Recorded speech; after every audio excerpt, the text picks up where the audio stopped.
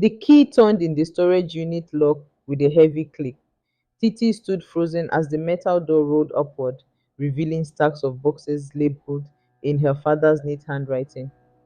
But it wasn't the boxes that made her heart stop. It was the woman standing inside, arms crossed, waiting. The same woman she'd seen meeting her father twice before. As their eyes met, Titi realized why her father's face had seemed so familiar in this stranger. Some secrets can't stay locked away forever, no matter how carefully they're hidden. 3 days had passed since Mr. Akin left the compound. 3 days of silence heavier than the Lagos humidity. Titi moved through the house like a ghost, avoiding her mother's red rimmed eyes. School became her sanctuary, the only place where life made sense, where equations had solutions and history had explanations. The key her father had left burned in her pocket. Each morning she touched it, wondering. Each night she fell asleep with it clutched in her palm. Mama Titi had stopped shouting. That was the strangest part. The house that once echoed with her commands now sat in eerie quiet. She cooked without singing, cleaned without scolding, existed without living. That evening, Titi did not come home straight from school. Mama Titi paced the floor, her voice sharp with worry and anger when she called Titi's school friends. Where is this girl? Her mates are home by now. Mr. Akin was quiet when she called him, but his eyes must have flickered with something deeper, concern masked in calm. She's not a child anymore, was all he said before hanging up. It was after 9 p.m. when Titi walked in, cheeks tear stained, blouse untucked. Where have you been? Her mother bellowed, relief quickly turning to rage. Titi stood still in the doorway, shoulders squared against the coming storm. I went to see someone who listens. The house fell into silence. Then came the slap, quick and sharp against Titi's cheek. Mama Titi's voice cracked. You think this is America? You want to spoil here? In my house? The slap hung between them, a line crossed that could never be uncrossed. Titi touched her burning cheek, tears welling but not falling. I went to see Daddy, she whispered. Her mother stepped back as if pushed. Your father has filled your head with nonsense. University abroad? For what? To become what? Someone who forgets where they came from? No, Titi replied, finding strength in her voice. To become someone who isn't afraid. Later that night, after her mother had retreated to her bedroom, Titi pulled out her phone, the one her father had bought her. There were three missed calls from her best friend Amaka and one text message from an unknown number. I know about the key. Your father asked me to help you. Meet me tomorrow at the library after school. Sleep didn't come that night. Next door, things were falling apart faster in the Danjuma household. Mrs. Danjuma received a call from child welfare while at her office. Someone had reported frequent yelling and a child crying. An anonymous complaint, they said. A formal investigation was being opened. She froze, phone pressed to her ear, as colleagues walked past her glass-walled office. Her job, her reputation, it was all at stake. When she got home, she found Mr. Danjuma slumped on the couch, still in his pajamas at 6 p.m., scrolling endlessly on his phone. David played alone in the corner, talking to his toys in the half sentences of a 2-year-old. We need to talk, she said, dropping her briefcase.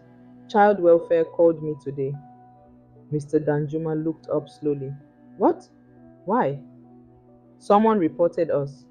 The fighting, the yelling, they're sending someone to inspect our home next week. Mr. Danjuma placed his phone down, frowning. Who would do that? Does it matter? This is what we've become. A family that neighbors report. He blamed her temper, the late nights at work, the sharp words that cut through the walls. She blamed his laziness, his failed business dreams, his inability to step up as a father. Neither noticed that little David was watching everything, his small fingers gripping his toy tighter with each raised voice. When the argument reached its peak, David began to wail, a heartbroken sound that finally broke through their anger. Mrs. Danjuma scooped him up. pressing his tear-stained face against her designer blouse. For a moment, husband and wife locked eyes over their son's head. "We can't keep doing this," Mr. Danjuma said softly. Later that night, after David was asleep, Mrs. Danjuma opened her laptop. The message from her ex was still there, unanswered. His offer to invest in her husband's business seemed both a lifeline and a trap. Her finger hovered over the reply button. In the compound, gossip flew like mosquito bites, irritating, persistent, leaving marks. "I told you, I heard crying every night," Auntie Clara whispered to a neighbor while arranging soft drinks in her shop. "They are too young to be married. I've said it." The neighbor nodded. "And the other house? Mr. Akin just left like that? After 25 years? Auntie Clara leaned closer. "You know what I think? That man has been planning this for years. Nobody just leaves suddenly unless there's another woman." The words drifted up to Titi's window where she sat doing homework. Another woman? The thought had never occurred to her. Her father, quiet and proper, with someone else. It seemed impossible, but the seed was planted. That night, instead of calling her father as she had the past 2 nights, she texted, "Who is helping me with the key? Why can't you help me yourself?" His reply came an hour later. "Trust me, Titi. Some things are complicated. I'll explain everything soon." The real shock came days later when Mama Titi found a letter tucked in Titi's notebook while cleaning her room. It wasn't from a boy, as she had feared. It was from a therapist. It read, "Dear Titi, I'm proud of the steps you're taking. Keep being honest, even when your parents aren't ready to hear it. One day they will. Our session next Tuesday will focus on preparing for your conversation with your mother." Mama Titi folded the letter slowly. Her hands trembled. A therapist? Her daughter had been seeing a therapist? In Nigeria, where such things were still whispered about, still considered something for the truly troubled or the overly westernized. She sat on Titi's bed, the letter clutched in her hand as realization washed over her. Her daughter had been asking for help in whispers, in disobedience, in silence, but she had only heard the noise. When Titi came home, she found her mother still sitting there, letter in hand. "Mama," she began, fear edging her voice. But Mama Titi only asked, "How long have you been going?" "3 months," Titi admitted. "Dr. Mankechi at the community health center. She has a sliding scale fee. I've been using my savings." "Why didn't you talk to me?" Titi sat beside her mother, careful to leave space between them. "I tried, Mama, but you listened to respond, not to understand." The words hit Mama Titi like stones. She remembered her own mother, strict and unyielding, the way she had vowed to be different, kinder. When had she become the very thing she had feared? That weekend, she sat with Mr. Akin on the balcony when he came to visit Titi, under the flickering compound bulb that attracted moths and memories. "I've been raising her how I was raised," she said, voice softer than he'd ever heard. "And maybe," Mr. Aiken replied, watching the moths dance toward light and danger, "that's why she's breaking where you were expected to bend." They sat in silence for a long while. Two people who had shared a life now sharing only this moment. "Will you come back?" she finally asked. Mr. Akin looked at his hands. "I don't know if I can." Next door, Mrs. Danjuma watched her husband play quietly with David on their living room floor. For once, there was no shouting, no tension crackling in the air. The child welfare visit was scheduled for tomorrow. They had cleaned the apartment spotless, rehearsed answers to potential questions, even practiced smiling together, something they hadn't done in months. She thought about the email she had sent to her ex last night, declining his investment offer. Some lifelines came with too many strings attached. She sat beside them on the floor, tentatively touching her husband's shoulder. "I called a family counselor today," she said. For all of us. Mr. Danjuma looked up, surprise in his eyes. You did? I also called my firm. I'm taking a 2 month sabbatical. We need to fix this before I can fix anyone else's problems. He stared at her. This woman who had always put career first, now choosing family instead. My startup can wait, he said finally. David can't. She simply said, let's try again, this time without pride. And so, in the city that never stops moving, two homes paused, reflected, healed bit by bit. The following Tuesday, Titi stood outside the storage unit, key in hand.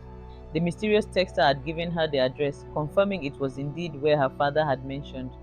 Unit 43, Maryland. Her fingers trembled as she inserted the key. What was inside? Money for university? Documents? Her father's explanation. The key turned with a heavy click. The metal door rolled upward. Inside were stacks of boxes labeled in her father's neat handwriting. Titi, baby photos, school awards, future university, a lifetime of preparation and love stored away from her mother's knowledge. But it wasn't the boxes that made her heart stop. It was the woman standing inside, arms crossed, waiting. The same woman she'd seen meeting her father twice before at the National Theatre, though she'd never mentioned it to anyone. The woman smiled nervously. Hello, Titi. I'm Ada, your father's daughter from his first marriage. First marriage? The words didn't make sense. That's not possible, Titi whispered. My parents have been married 25 years. Ada, who looked to be in her 30s, stepped forward. They have. But before your mother, there was mine. I was 5 when they separated. Your father has supported me my whole life, paid for my education, my wedding, everything. But your mother never knew I existed. As their eyes met, Titi realized why her father's face had seemed so familiar in this stranger. The same gentle eyes, the same careful way of speaking. There's more, Ada said, pulling out an envelope. Your father wanted me to give you this. It explains everything. Why he left, why he couldn't tell your mother about me, and why he's been saving for your education in secret. Titi took the envelope, her world shifting beneath her feet. Does Mama know about you now? Ada's expression darkened. That's why he left. Someone sent her pictures of us together. She gave him an ultimatum: cut me off completely or leave. Outside, Lagos traffic honked and surged at it, unaware of the storms brewing in hearts across the city. Somewhere in that traffic, Mr. Akin drove toward a new life without his wife.